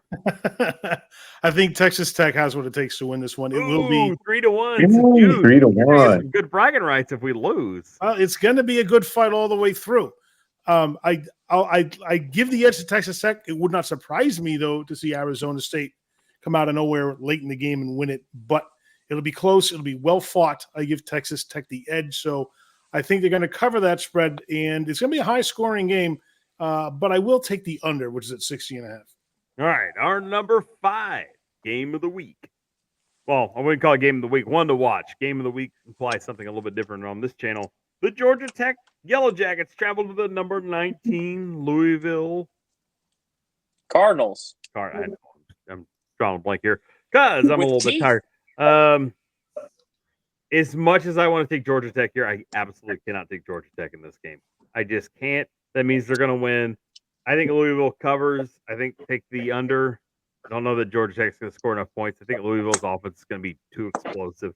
Jude, do you share the same opinion as me, or do you think the Yellow Jackets take the dub? No, I'm leaning Louisville. I think it's going to be a lot offensive explosion from Louisville, and I don't think the Yellow Jackets have enough to beat them. All right, Lindsay, I know I stole some ACC games from you. What do you think in this one? Georgia Tech will start strong, but they're going to fizzle out. It's going to be Louisville because they have some staying power in this game. They have the better offense, and their defense is going to kick it up later on to keep Georgia Tech at bay. So I'll take Louisiana to win. They're going to cover that spread. Look for them to win by 2. Louisville. Sorry. Look for them to win by 2, maybe 3 touchdowns, and I'll take the over. All right, Hunter. Are you the contrarian here? No, in our personal picks, I picked Louisville already. Yep. I would love for Georgia Tech to win this game. I'm a huge fan of Brent Key and Haynes King out there. However, I think Louisville's got more to them. A little bit more under the radar this year, but they'll still be a good team. And it's going to be fast. They will outrun the ball. However, I think Louisville's a little bit better. Tyler Shook's going to hit those play action passes and really just kind of pile on the points when it matters most. I like Louisville by 10. All right. Our number 4 game of the week happens on Friday night. Now you're thinking this game starts at 7 p.m. on Fox. You guys told me to watch the Washington State San Jose State game at 9. Well, I will promise you this. This game right here is going to go by quick because there's not going to be a lot of passes in this game when number 24 Illinois travels to Lincoln, Nebraska to take on number 22 Nebraska. This game happens on Fox. It's from Memorial Stadium in Lincoln. Nebraska's favored by 7.5. I would say there's going to be more rushing yards than passing yards in this game. Look for Nebraska to get the W. I don't think it's going to be – I wouldn't take the over. I would definitely not say that Nebraska is going to cover. I think Illinois covers, but Nebraska gets the outright win. Jude, Big Ten matchup here. Do you think Nebraska gets the win? Would you take the over, or do you think Illinois keeps it interesting? In the NFL, I seldom bet against Patrick Mahomes, and his doppelganger is playing pretty well and has Nebraska on the rise. So I'm going to go with Nebraska to cover and to take the over. All right, Lindsay, what is your opinion on Illinois and Nebraska? It's going to be one of these games that if you only have a chance to watch one or two games, make this one of them this week because it will be close. It will be exciting, well played, hard fought. In the end, though, I like Nebraska. I don't think they're going to cover the spread. It'll be a nice close game, and I'll take the under 42.5. All right, Hunter, what do you think in this game? Well, it's been 8 long years since Nebraska's beat a ranked team. They're 0-24 in their last 24 matchups against ranked opponents. However, I think that finally they have a coach who's not straight up terrible. So he will get them a win here. However, I think the key to victory there for Nebraska is not putting the game on Dylan Raiola. He's a great quarterback, but Illinois has got a very good defense. Brett Bielema, as much as I dislike the guy, is a great defensive mind. He'll throw a lot of mixed coverages, disguises at Raiola. Do not let him pull a Jalen Daniels, throw a bunch of interceptions. Just run the ball, keep consistent passing, nice bootleg, waggle passes, good things like that. Keep things simple, and Nebraska should be able to out-talent Illinois. Man, I used to like Bo Pelini, man. I didn't think he was so horrible. My favorite Bo Pelini moments when he exploded the Big 12 refs. Whatever. With 1 second on the clock. Oh man. Hey, look, I'm never gonna. I saw a college football list as all-time greatest players, and Ndamukong Suh was at the top of the list. And you know what? I couldn't argue with it because Ndamukong Suh literally carried 10 of the guys on his back and almost beat Texas in the Big 12 championship game. I watched it. I was like, I can't believe that this guy was abusing NFL talent like he was. No, And he was definitely a beast, man. I've never seen anything like it. They put 2 guys on the line of scrimmage and dropped 9, and Texas had no answer for it. 5 guys couldn't block Ndamukong Suh. 5 guys that played meaningful NFL snaps couldn't block him. Colt McCoy couldn't run away from him. It was awful. All right. Our number 3 game of the week.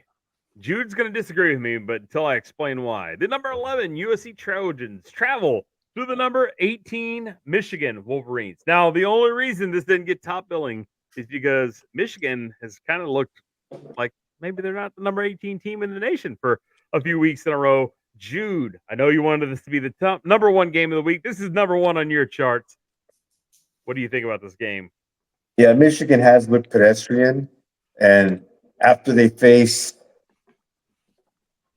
everyone's going to know. That's the University of South Carolina, correct? Am I guessing that correctly? Same letters, similar colors, but no. All right. Trojans, they cover, they win big in. Yeah, they knocked Michigan out of the top 25, and I didn't even put that Michigan on my something I'm going to talk about later, but I may as well have. But yeah, they're going to knock them out of the top 25. All righty. Oh, we missed a segment, didn't we? Oops. I added a segment, but we'll get to it here in a minute. All right. Lindsay, I know you've been waiting all night to talk about USC and Michigan. That's a no. Yeah, at the risk of overselling it, this is the highlight of the evening. All right, hold on a second. Hold on. This is Lindsay's response.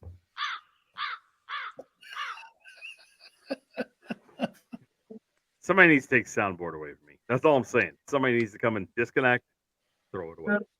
Lindsay needs to send you his Tools in the Hall intro. That would be the probably how I would describe part of this game. Yeah, you got to add that. All right, Lindsay. Yeah, Michigan's going to look. Michigan win this game. Yeah, Michigan's going to look very mortal on this one. They're going to drop a few in the points ranking after this. USC is going to have it all over them. They're going to handily cover the 5.5 point spread, and I'll take the over 46.5. I'm going to give the majority of those points to USC because they're simply the superior team. They're far better put together than Michigan is. Michigan is not living up to the hype that has surrounded them this year. All right, Hunter. Dare I say,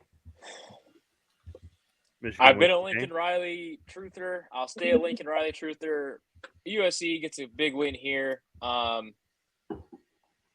don't think that Michigan starting Alex Orji is going to change anything. I mean, he's got to throw the ball. So I just don't think he will. I don't think they have the wide receiver talent for it. They don't have the tight end talent for it. Their offensive line is not good enough. That USC defense is rejuvenated like nothing I've ever seen. The amount of to go from a bottom 130 to now I think they're about 40 or 30 in the country. Like I said in preseason, if they can get a top 40 defense, Lincoln Riley is a dangerous coach to play. You definitely said that. So if they continue to play like this, I think they will against Michigan. It's going to be hard for them to run the ball. So it's going to be on Miller Moss to make some big passes. That's going to be the big thing in the game, and I think he does. I think USC gets a solid win, wins by at least 17. I will disagree with all of you fellas, and I will say USC will not only cover; they will cover by a lot. I'm kidding. I'm taking USC in this game. Proven otherwise. They're going to win this game. I'll say this: this will be the only time this season you see UCL or USC on CBS. Well, I'm not going to say that because it's the Big Ten. All right, CBS doesn't have the. No more CBS BS. I think USC wins this game by a lot. I don't think it's close. I think Michigan gets blown out. I think it's going to be a bigger beatdown than what Texas did to Michigan. I think USC goes in there and just smashes them. So that's my prediction. And that is our number 3 game of the week. Moving to our number 2 game of the week between two Big 12 foes. The number 12 Utah Utes travel to take on the number 14 Oklahoma State Cowboys. Now, I don't know what team right now I trust less than I trust Utah and Cam Rising or Oklahoma State and Ollie Gordon's lack of ability to just get going. This game makes our ones to watch because they are top 15 teams that are undefeated. I'm going to lean Oklahoma State only because I like Mike Gundy a little bit more than I like Kyle Whittingham, which is a lot. I like both of them a lot, but I think Oklahoma State is able to win one at home. I think home field plays a vital, pivotal role in this game. You'll get to hear the poke polls. And if Cam Rising, whatever happens, if he does not play in this game, they do not win. This is a blowout if he doesn't play in this game. If he plays in this game, it's close. I'll also say this. I couldn't believe that Cam Rising is 10 days older than Hunter. So, or 12 days older. Started college the same year I did. Hunter's been out of college for a minute. That's all I'm gonna say. And he went almost doctor years. So Lindsay, I went for 5 years. Okay, I said almost doctor years. It's not even close. All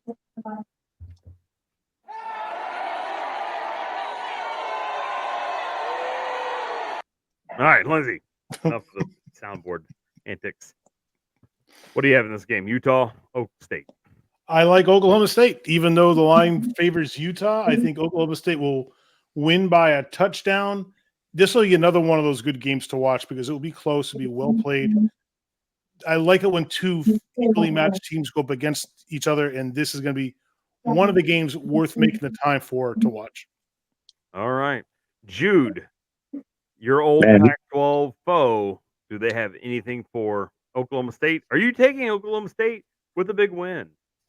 And just like you guys, and these are two of my favorite coaches, and I think they're in the perfect, coaching spot for their skills, the way they coach.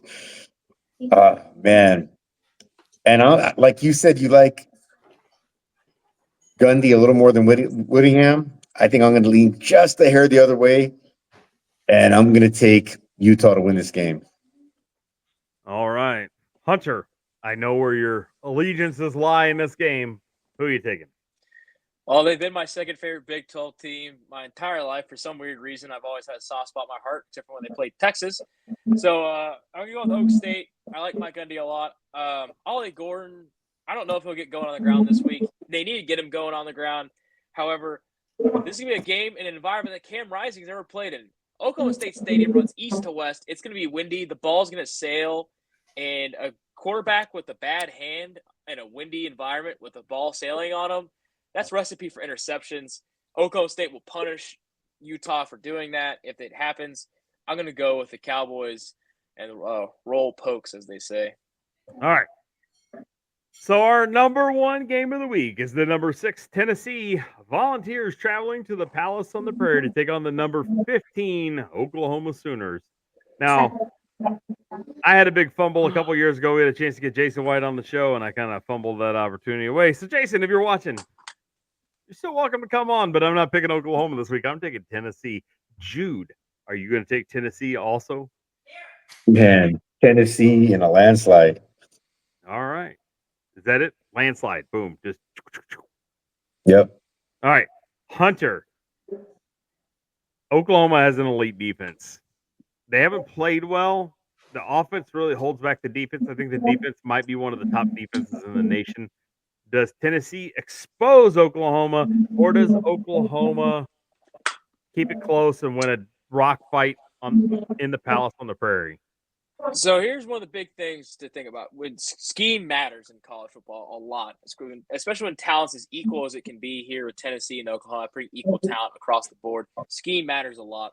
Brent Venables' defenses have struggled throughout his history as a coach to stop veer and shoot defenses. In fact, something to think about, Brent Venables was fired in 2011 or 2010 actually by Bob Stoops. Well, he wasn't fired. He was told to go take the Clemson job, was basically fired. They played Baylor, and they couldn't stop them. Baylor runs a veer and shoot offense. One of the key offensive analysts and an offensive assistant was Josh White, but he runs a veer and shoot offense as well. Venables' defense has not evolved to stop the veer and shoot. I don't think they do. I'm going with Tennessee. Nico Iamaleva's Heisman drive begins with a big win in the Palace on the Prairie. Lindsay. Tennessee all the way. This is not going to be nearly as close as the line would suggest, giving Tennessee a win by 7. They're going to win by far more than that. I wouldn't be surprised if they won by 2 touchdowns and a field goal going away on this. All right. I'm just going to say this one thing. This sets up for a stinker game for Oklahoma to win.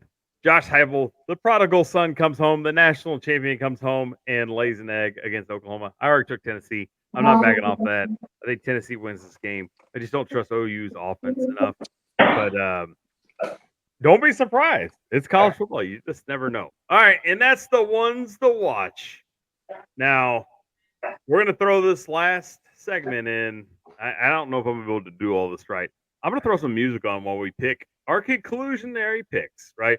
So right now what we have is our bold proclamation, our game of the week, and our new segment, Pretenders and Contenders. All right. Jude, do you want to hear some music while we go? We're going to add some music to this segment. We'll go with, we'll put on the game of the week, bold proclamation. I need to put in, I'm going to do a little edit real quick on bold proclamation. Hold on just a second here. We're going to do this, not do that, do this. I don't know. All right, Jude, are you ready for music? Yes, sir. Jude, I want to hear your bold proclamation, your game of the week, and your pretenders and contenders. Go. My bold proclamation is that only 2 of the current top 5 teams in the country will still be in the top 5 when the season ends. Possibly 1. My game of the week, as Cass kind of hinted earlier, is Arkansas versus Auburn. 2 teams that are, as Hunter said, just bad. You know, they when they have a chance to win, they give games away, you know, snatching defeat from the jaws of victory. But that's my game of the week. My pretenders and contenders, I'll start off with my contenders. You know I'm going to say the mighty USC Trojans. You also know I'm on the Kiff train, so I'm going to go with Ole Miss Rebels. And this is one that's probably going to surprise some people, but I think Nebraska is on the rise, and they will be a contender. My pretenders, Miami, Alabama, and Oregon. Easy. Enough said. All right, Lindsay, what do you think about the music? It's great. Is it a winner? Yes. All right, Lindsay, give me your bold proclamation, your game of the week, and your pretenders and contenders. My bold proclamation is that Arch Manning is going to start for UT this week. He's going to put in a better performance than we've seen from Quinn Ewers. As a result, he will also start the following week. So look for him for at least 2 weeks in a row. Make sure that Ewers gets healthy. But we are going to be continually surprised at how good Manning really is. Let's not put him in the Hall of Fame yet, but he's got a very bright future ahead of him. He is the real deal, and he'll do very well next week and the week after. For Viewers my, may never see the field again. I mean, is it unrealistic to say that this is a Brady Bledsoe situation? We're talking Wally Pipp and Lou Gehrig here. Romo, Dak, yeah. And as good as yours is, that's the thing. You don't want to displace the guy who's really been lining it up, but at the same time, Manning really is all that in a bag of chips. All right, give me your game of the week, Lindsay. Game of the week: Eastern Washington and Nevada. This is going to be a yawner. No one's going to want to watch it. It doesn't Nobody's have going to be able to line. watch it on TV. Well, I don't. TV, no TV, in person, whatever it is, it's going to be a game worth passing on, no matter how you take it in. And for my pretenders and contenders is going to be Tennessee. I like the way they're shaping up. They're going to be one of the top teams all the way through the season. So look for them to finish strong and be a good contender in the postseason. My pretenders still, it remains Colorado. Coach Prime and his sham of a team who is put together just to get clicks is not going to do well. I don't think they have what it takes to do even half as well as they did last year. I think they plateaued and they're on the decline. All right, Hunter. What is your bold proclamation of the week? Bold proclamation of the week is that I don't know. I mean, I was sitting here. I had all these great things cooked up. I'm going to go with Clemson beats North Carolina State by 28 points. They blow them out big time. Actually, no. West Virginia beats Kansas by 14. That's what I was thinking earlier, and I totally lost it forever. West Virginia beats Kansas by 14. And then for my pretenders, we're going to roll with LSU as a pretender. You can't play a game like that against South Carolina and expect it to be a top 20 team, but somehow they still are. My contenders, I'm going to go with Iowa State. I think they have earned the right to be called the third best team in the Big 12, if not the second best team in the Big 12 now. So there you go. All right. And game of the week?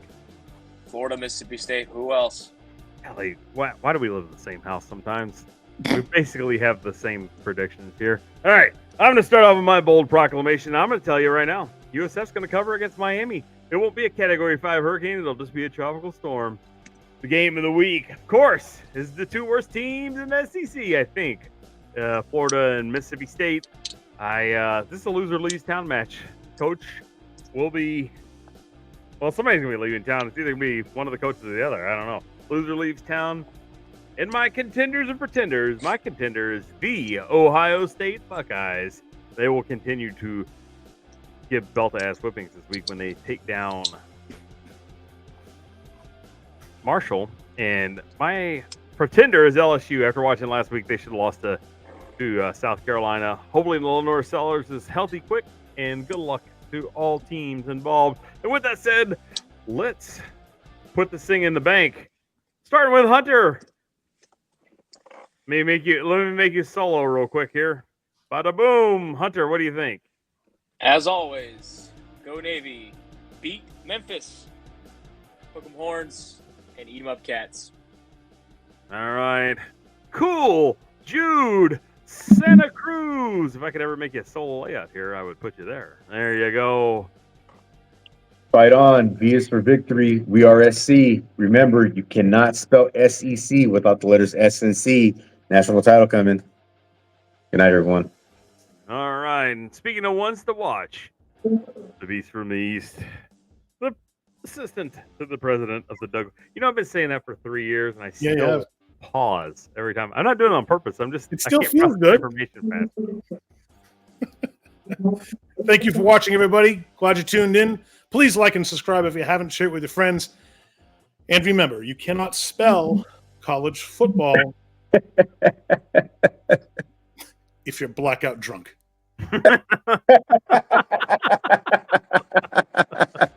With that said, if we didn't cover your team or your game, please put it in the comments and tell us why we should cover Notre Dame or any of the MAC teams. I'm kidding.